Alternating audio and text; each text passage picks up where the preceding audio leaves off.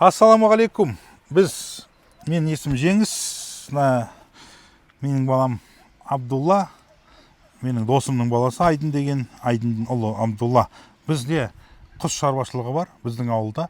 Біз құс шаруашылықта қанша тауық жұмыртқа бағытында? 1000 тауық бар, бізде? Бізде 1000 тауық бар. 1000 тауық. Біздің зданияға қанша тауық кетеді?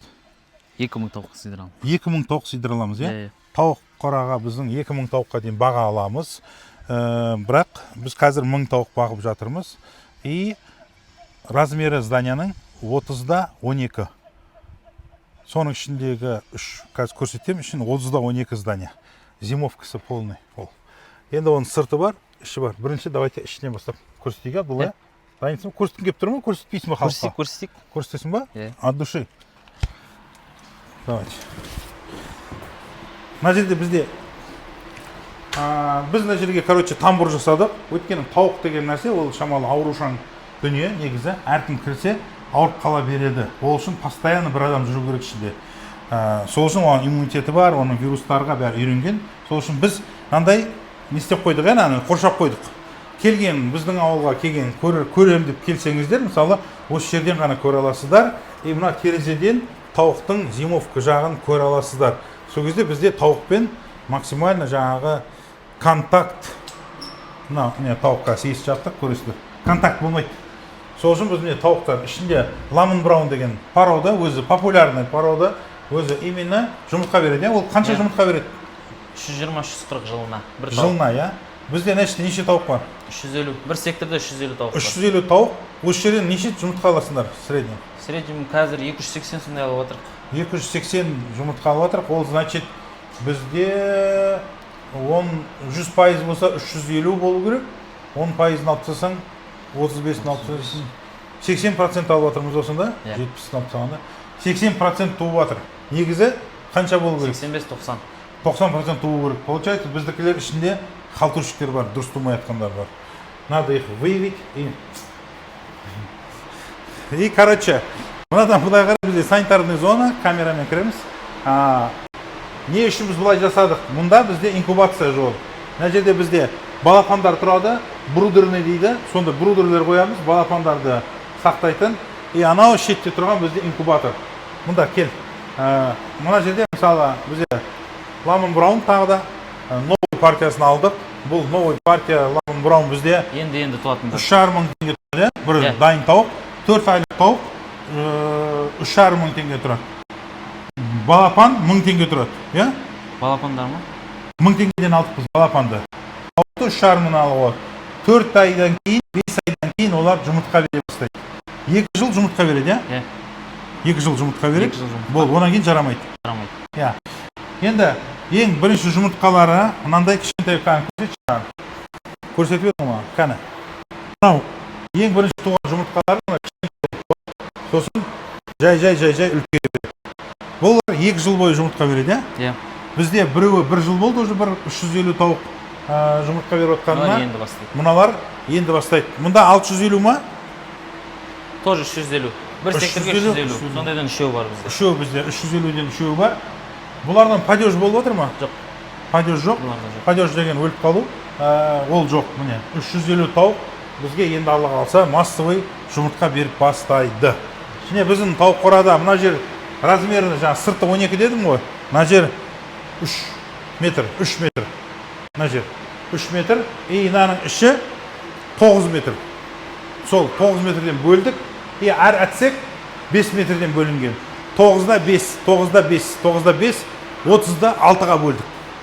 Сонда бізде 6 әтсек 350-ден қойған кезде 2000 тауық бізге кетеді. 300-350, короче, И сол кезде бізге 6000 тауық, 2000 тауық бізге сияды осы жерге. Неге? Өйткені оның сыртында бізде летнигі бар, сыртынан шығарып көрсетемін сіздерге. Мына жерде уклон, мынадан уклон берілген бұлай. Мына жерде полды жуады, дезинфект жасаған кезде суны арыққа ағады, арықтан уклон бар, ана аяқта канализация далаға кетеді. Ал тауық қораның іші уклон бері қарай, ортадағы арыққа ояқтан да түседі бері қарай жуған кезде, и оның суы бұняққа кетеді. Тауық қораның астына сабан төсек қойғанбыз. Ішін көрсетіп кіргізсек бола ма? Болады. Давайте.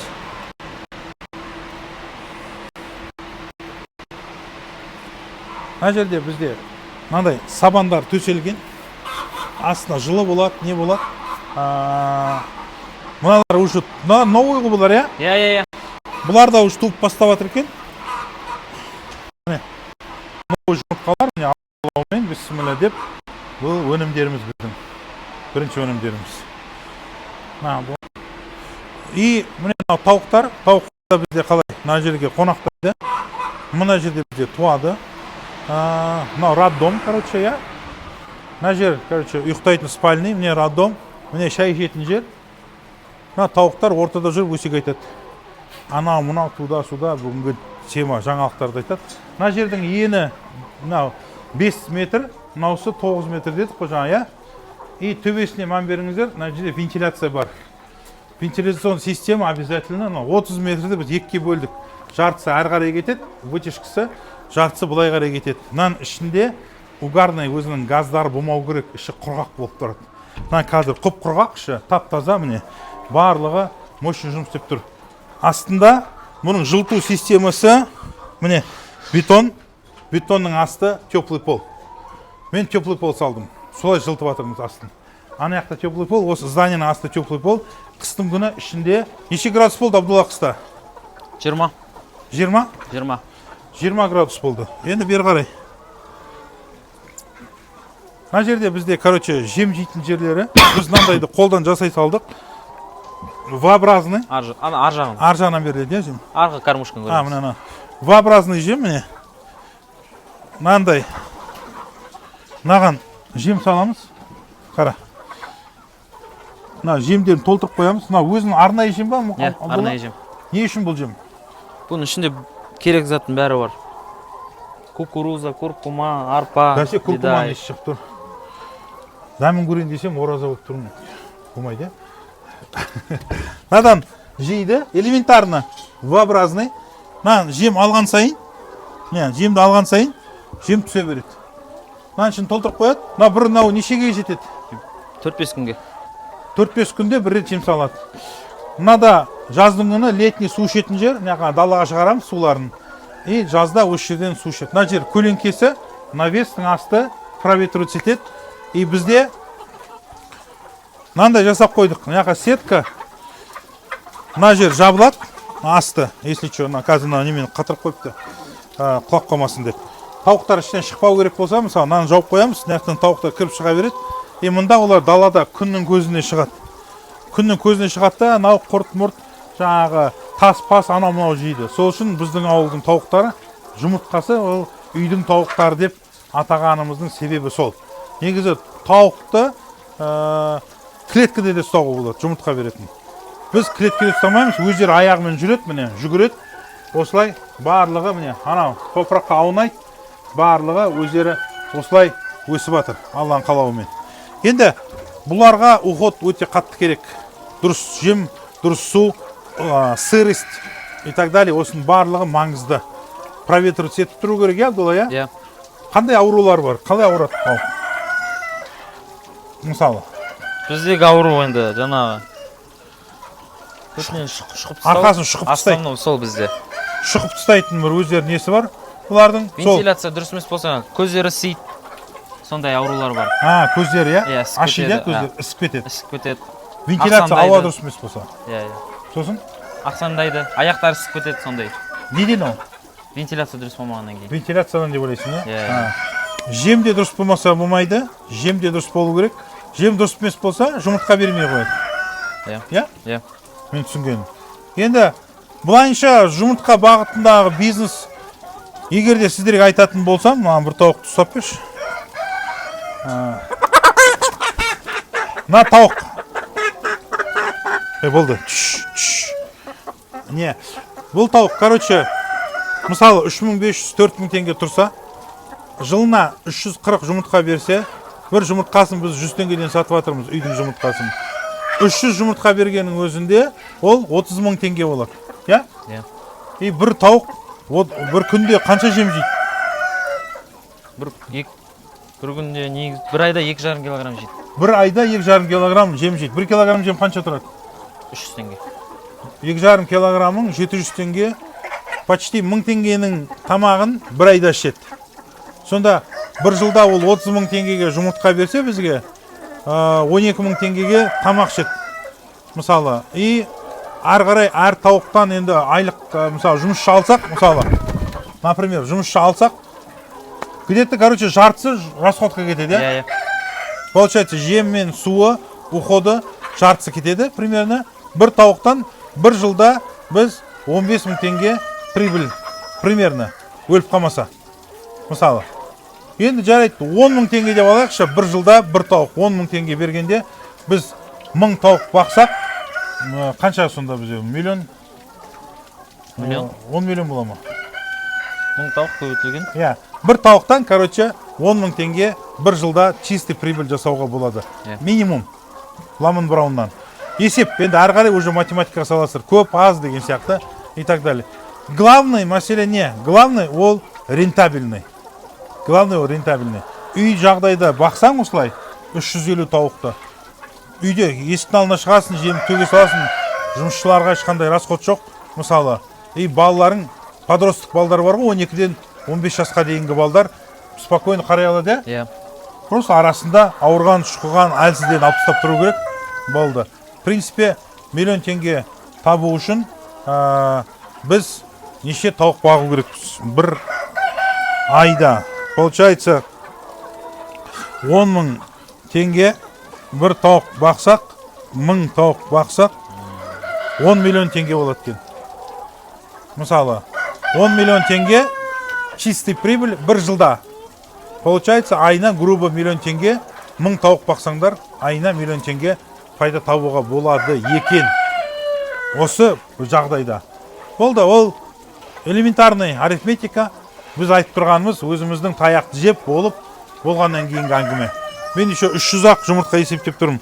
Андай пысықтар болса бір, қатты пысықтар. Олар енді одан да көп жұмыртқа ала алады. И дұрыс жемін беріп, дұрыс қарасаңдар, одан да көп пайда жасауға болады. Бірақ біз сәл қолдың тауығы болғаннан кейін біз оны қымбаттау сатуға тырысып жатырмыз. Оны арзан сатпаңдар. Өйткені бұл қолдың тауығы. Ол табиғи өнімдердің құнын көтеру керекпіз. Болмаса арзан, пожалуйста, химиямен өскен, химия жеген тауықтардан жұмыртқасын алып жей берсе проблема жоқ. Олар 40-80 теңгеден, 70 теңгеден проблема емес. Мысалы, бұл тауықтардың жұмыртқасы вообще басқа, составы вообще басқа болады. Сол үшін біздің ауылдың тауықтары осындай. Енді біз 3-4 түрлі тауықтарды бағып жатырмыз. Анау Адлер деген порода, Адлер. Олар бірақ жылына 200 жұмыртқа береді. 200 жұмыртқа береді. Олардың бірақ бір плюсы, сезонында олардың жұмыртқалары 500 теңге болады. 100 теңге емес сезонында. Ол осындай көктем басталғаннан, қыстан бастап, февральдан. Февральдан бастап, март, апрельге дейін олар осындай сезонда. Олар бізге жұмыртқала береді. Сол кезде оның ақшасы шығады оның да. Ол да выгодно негізі. Дұрыстап есептесек, дұрыстап қарасақ. Бір минусы бар. Ол үлкен минус. Ол иіс. Сасық иіс. Сол үшін қораны таза ұстауға тырысу керек. Ана влажностьті контрольдап, қилары кеуіп тұрса, мысалы, ол уже саси қоймайды қанша. Бірақ количествоға да байланысты. Енді қай жерде тұрасың, смотря, соған байланысты количество тауықты да көбейте бересің ғой. Біздің ауылда енді алыстау барлық бір-бірінен алыс болғаннан кейін, где-то сол 1000, 1500, 2000 тауыққа дейін ғана ұстай аламыз. Одан артық даже біз ұстай алмаймыз. Сол үшін осылай тауық бағыты бізде осындай. Маған ұнайды өзіме. Кәсіпкер ретінде маған ұнайды осы тема. Неге? Қашет, бұл ең кайфы бұның күнделікті ақша түседі саған. Ақша қашан келеді, жылына бір рет деген тема жоқ. Мысалы, 2 айда бір рет деген тема жоқ даже. Оны қалай сатам деп уайымдамайсың. Күнде саған 1200 тауық бақсаң, 1000 жұмыртқа береді. 1000 жұмыртқаны күнді-күнде сатып отыратын точка сбытты тауып алсаң болды. И саған күніне 1000 жұмыртқадан 1000 жұмыртқаң 10 миллион теңге бола ма сонда? Миллион теңге бола ма? 1000 жұмыртқаң көбейту 100 теңгеден сатқанда 100 000 теңге. Күніне 100 000 теңге ақша түсіп тұрады. Кайф қой? Күнде-күнде. Тауықтарда свод воскресенье жоқ, соны біліп қойыңдар. Иә. Бар ма әлде? Жоқ. Жоқ. Бірақ настроениесі болмай қалса, Иә. жұмыртқа бермей қойды. Выходной объявлять етіп жүреді өзіне. Полный. Пошел дейді. Вообще тыңдамайды. Жем дұрыс бермесең, дұрыс қарамасаң, оларға стресске түсірмеу керексің, оның жағдайын жасау керексің. Оған ұрысуға болмайды тауыққа. Оларды тебуге болмайды. Олар деген, ты че, самый правосы защищенный осы біздің мал шаруашылығында, осы малымыз, сиырларымыз, мынау тауықтарымыз. Өйткені олардың бірақ несі бар? Или сүт, или жаңағы тауық жұмыртқа бермей қоя салады, Или өледі. или өліп қала салады. Мә саған. Выбирай, выбор за тобой. Или айналып тұрасың оны. Сол үшін, пожалуйста, айналамыз. Жалпы біз YouTube-қа, біздің ауылдан YouTube каналды аштық. И YouTube каналға осыны біз салып жатырмыз. Я YouTube каналдағы нелеріміз біздің чтобы не үшін Instagram'нан гөрі YouTube-ты дұрыс деп тағы да шешіп жатырмыз. Басқа кезде де бұны тезірек тауып алып, и көріп, осыдан сабақ алуға ыңғайлы екен, ана сұрақтарға жауап алуға. Екіншіден, YouTube-тағы бір плюсы 10-15 минут, 20 минут, 1 сағатқа дейін айта беруге болады. Біз Instagram'да 3 минутқа кіргізе алмай жатырық. Өйткені информация өте үлкен. Мысалы, детальдар көп. Сол үшін комментарияға сұрақтарыңыз жазыңыздар, біз сіздерге максимально жауап береміз, Алла қаласа. Сол біздің ауыл туралы әлі талай видеоларды көретін болсыздар. Бұл жерде, короче, бізде инкубатор деген дүние бар. Инкубатор ол искусственный балапан шығару. Иә. Мына жұмыртқаларды осылай тігінен қоямыз. Яғни жұмыртқа қойған кезде мына жұмыртқаның мынандай үшкір жағы болады. И мына жалпақ жағы болады. Қайғымен қоямыз? Үшкір жағы астында болу керек. Үшкір жағы астында болу керек. Осылай. И мынандай қылып, мына сеткісіне жинаймыз. Жұмыртқа, тауықтың жұмыртқасы неше күнде балапан шығады? 21. 21 күнде балапан шығу керек, Алла қаласа. Біз күнде оны толтырамыз. Оның определенный режим бар, градус бар, и ондай қимылдап тұру керек. Не үшін? Балапандар даму үшін өзінің системасы сол. Ана құрыққа жатқан кезде тауық өзінің астына салып алады да, өйтіп ол да қимылдатады. Ол да құрықта жатады ғой мысалы. Олай бірақ бізде 5-6, 10, 20 ғана балапан шығару мүмкін ол ше. Ана жерде біз 250 балапан мына біреумен шығара аламыз. Тезірек шығарамыз. И бұлардың балапандарынан да, жұмыртқасынан да қайтадан балапан шығады. Бұл жерде бізде Адлер деген порода, сосын Мехлинский, сосын Кучинский, Сильвер Грей. 4 түрлі породаны біз қойып жатырмыз, Абдулла. Негізі бүкіл жұмысты жасайтын Абдулла. Мен енді осыдан үйреніп алғанымды жаңағы айтып беріп жатырмын сендерге. Абдулла бізде Алла қаласа 17 жастан 18 жасқа енді толып, уже 3 жыл болды. Осы жерде біздің ауылда жүргенімізге бірге осы ауылды салып жатырмыз. Осы 1 жылдан бері, сен астынан жүрдің тауықта, Иә, 1 жыл болды. 2 жыл бойы біз разнорабочий болдық бәріміз. Кейін уже жігіттерге жауапкершілік бере бастадық. Абдулла, Алла қаласа, уже 17 жастан бастап осы тауық саласына келді. Не қараймыз, біз бройлер тауықтарды шығарып жатырмыз. Ет бағытында және жұмыртқа бағытындағы жұмыртқа бағытында тауықтар. Жұмыртқа бағытында тауықтың біз енді сол ламен браун таңдадық. Енді ол количествоға. Ал өзімізге қазақ тауықтар балапанды шығару үшін басқа да тағы да породаларды ұстап жатырмыз. Тауық жалпы құс, әдемі құс, олардың түрлері әртүрлі, цветной, неше түрлі түсіп Алла оларды жаратқан, өте әдемі, өте пайдалы. Жесең ет, жұмыртқасы да пайдалы, еті де пайдалы, үстіндегі жүні де пайдалы оның перосты, пухтар, Енді Аллаға шүкір, жалпы тауық саласы ол рентабельный. Әрқайсымыз кішкентайдан тауық қоралар салсақ, 10-15 тауықтан бастап 100 тауық, 200 тауыққа дейін, 1000 тауыққа дейін апаруға болады. Бір подростық баланың қалтасына жүріп, жаңағы нанын тауып жеп, үшіп бизнес жасап, жұмыртқасын сатып үйренсе бала, мынаусы мықты кәсіпкер шығатын болады кейін. Мысалы 100 тауық саң, 100 жұмыртқа, 80 жұмыртқа болса, үйге 10 жұмыртқасын қалдырса, мысалы үйдің доходына қалғанын 70-ін сатса, 100 теңгеден 7000 теңге. 7000 теңгенің жартысы расходқа кетсе да, жартысы максимум жем, мынау 3500 теңге 100 тауықтан бір бала күніне пайда табады. Ойлаңыз, балаңыз 12-15 жастағы бала жыл ай сайын 100 мың теңге, күніне 3 мың, 3,5 мың теңгеден пайда тапса, 100 мың теңге бір айда өзінің ақшасын хотя бы өзі тауып үйренеді, сатып үйренеді, адамдармен сөйлесіп үйренеді и жауапкершілікті алып үйренеді бала. Ал ол үшін 100 тауыққа білмеймін, 2-де 3 па, 4-де 5 па, сондай қора былай жетеді негізі. Біз 5-те 945 квадратқа 350 тауық өсірдік. Иә. 5-те 9-ға 150 тауық. Получается, соның жартысы болса, мысалы, жартысы летник далада жайылатын жер болады да, бұл ешқандай қатты қиын нәрсесі жоқ. Сол үшін давайте тауық бағайық, еңбек етейік, өз табысымызды өзіміз тауып, табиғи өнім жеу керекпіз. Солай ма Абдулла? Иә. Абдулла деген мықты, ертең үлкен кәсіпкер жігіттер болады осылар Аллаға қаласа. Сол, кездескенше жақсылықта кездесейік. Еліміз сау болсын.